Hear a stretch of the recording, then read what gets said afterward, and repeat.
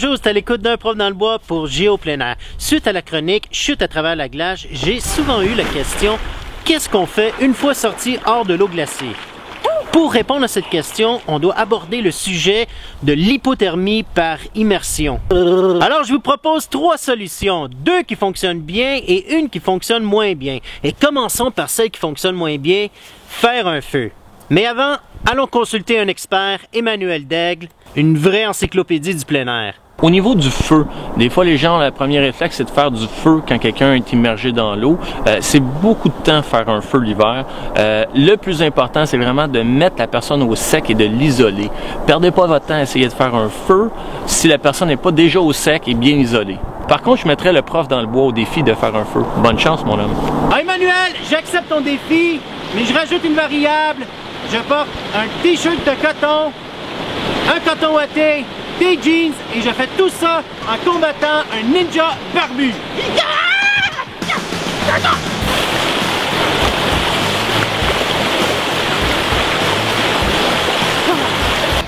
Ah, c'est vraiment terrible ma tête. On va faire un feu. Go!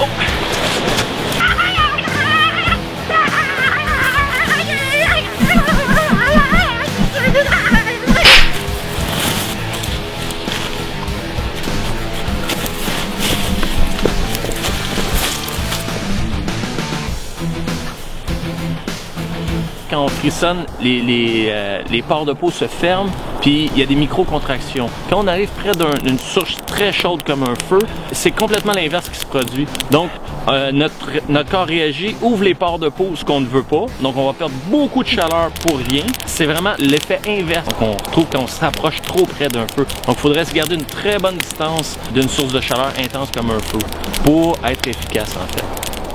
Et croyez-moi que cette méthode, qui est plutôt difficile, peut s'éteindre par n'importe quelle circonstance. Le feu m'a demandé beaucoup d'efforts et ne m'a pas réellement réchauffé. Et si la température avait été plus hostile, probablement que j'y ne serais jamais arrivé. Un truc beaucoup plus simple, avoir dans son sac à dos une bâche. On se recouvre le corps et ça augmente la température corporelle. Surtout, ne portez pas de coton, c'est absolument terrible. Par contre, si vous portez un sous-vêtement technique avec un bon polar sous votre manteau d'hiver, vous seriez capable d'aller chercher de l'aide, même mouillé, à une température très froide.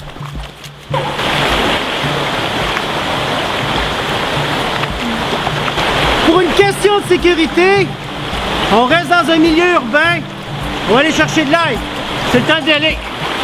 Et la première chose à faire, lorsqu'on est complètement mouillé, c'est d'enlever le plus l'eau possible sur les vêtements. Ok. Tu peux t'enlever tout, es-tu correct? Ça va? On va chercher de l'aide. Mon corps commence à grelotter.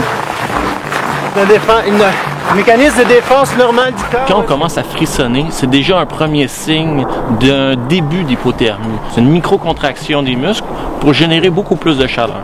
Par contre, ça a un côté un peu néfaste, c'est-à-dire qu'on va brûler beaucoup de calories en ayant un frissonnement. Pour limiter le frissonnement, si on bouge beaucoup, on va contracter des plus gros muscles, puis on va générer beaucoup plus de chaleur. Tu sais, mais j'ai fait la roue pour ça me réchauffer.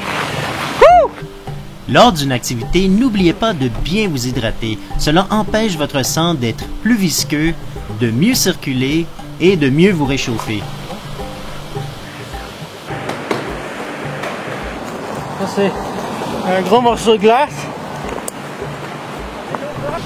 Une fois l'aide trouvée, mettez du linge sec immédiatement et buvez une boisson sucrée tiède.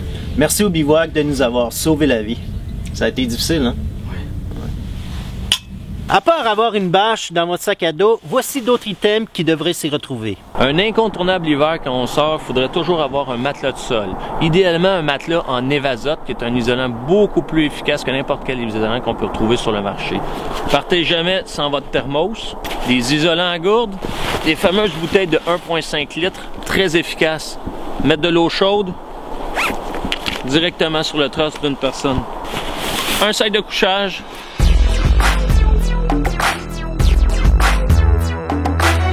Il y a un mythe qui dit que si l'on passe 4 minutes dans l'eau froide, on meurt.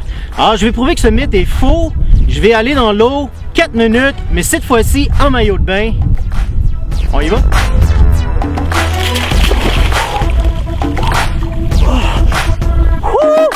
C'est désagréable! Les poissons gigotent, les poissons barbotent.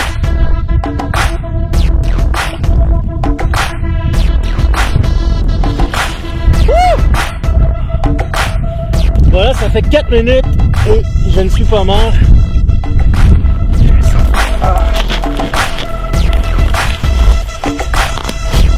Je commence juste à me réchauffer un petit peu, mais on veut rendre ça un petit peu plus difficile, alors je retourne dans l'eau. Là, quand on sort de l'eau, la première chose à faire, c'est éviter les pertes de chaleur. Pour éviter les pertes de chaleur, on se déshabille, puis on met des vêtements secs le plus tôt possible. Puis on se met une tuque. On va mettre la personne dans le sac de couchage, et puis après ça, on peut rabattre complètement la bâche par-dessus tout ça. Donc ça fait un petit cocon bien isolé. Je voudrais des boissons chaudes sucrées, si possible. Ça peut être du chocolat chaud, ça peut être aussi du Gatorade chaud. Souvent, les gens oublient le Gatorade, c'est très bon chaud à essayer, définitivement. Et si on n'est pas capable de générer assez de chaleur, on peut même mettre des bouteilles d'eau chaude au niveau du torse, entre les jambes, au niveau de l'artère fémorale, en dessous des bras, au niveau du cou aussi. Ah, c'est important de rester calme. La panique tue souvent plus que les éléments. Une fois que la personne est bien au sec, si elle est encore assez en forme, pour générer la chaleur, ce serait de bouger. Faire de l'exercice physique, les contractions musculaires vont générer beaucoup de chaleur. On est vivant. On est prêt à continuer. On va-tu dans le chalet? À part ça, l'histoire de se déshabiller puis d'aller dans un sac de couchage pour réchauffer la personne, c'est pas vrai. Ça a été inventé par un vieux cochon. Vous risquez de perdre toute la chaleur corporelle en faisant cela. Vaut mieux y aller avec des bouteilles d'eau chaude. C'est moins romantique, mais beaucoup plus sécuritaire. C'est un prof dans le bois pour jouer au plein air qui vous dit à la prochaine.